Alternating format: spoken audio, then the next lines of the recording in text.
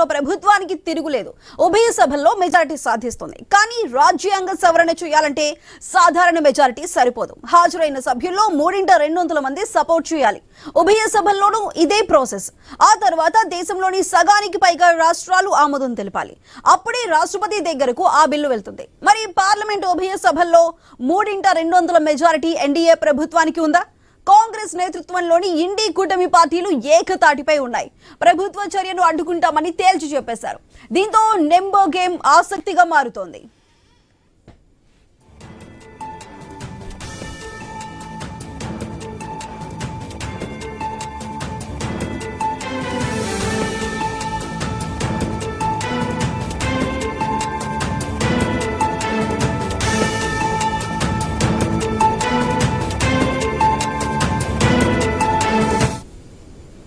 లోక్సభలో మొత్తం స్థానాలు 543 ఉన్నాయి. 1 ఖాళీగా ఉంది.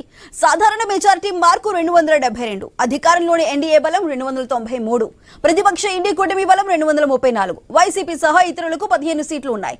ఇక్కడ రాజ్యాంగ సవరణ బిల్లు ఆమోదం పొందాలంటే సభకు హాజరైన వారిలో 3/2 మెజారిటీ అవసరం. అందరూ సభకు హాజరయ్యారు అనుకుంటే బిల్లు ఆమోదానికి 362 మంది మద్దతు అవసరం. అంటే ఎన్డీఏకు మరో 69 మంది మద్దతు కావాలి. వైసీపీ సహా ఇతరులకు కేవలం 15 స్థానాలే ఉన్నాయి. వాళ్లు కలిసి వచ్చినా మెజారిటీకి అవసరమైన బలం సరిపోదు. మరి కేంద్రం ఏం చేస్తుంది? మరోవైపు ఇండి కూటమి కలిసే ఉంటుందా? చీలిక వస్తుందా?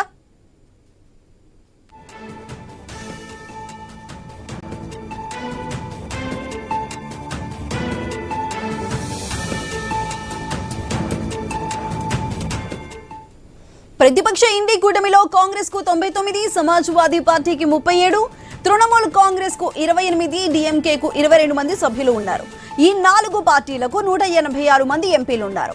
ఈ 4 పార్టీలు మోదీ ప్రభుత్వానికి ఎట్టి పరిస్థితుల్లోనూ సహకరించే అవకాశమే ఉండదు. మిగతా పార్టీల బలం 48 మాత్రమే. ఆ పార్టీలన్నీ కూడా మూకుమ్మడిగా కేంద్రానికి మద్దతిచ్చే అవకాశమే లేదు. మరి ఏ లెక్కన రాజ్యాంగ సవరణ బిల్లును ఎన్డీఏ గట్టెక్కిస్తుందనేది ఉత్కంఠగా మారింది.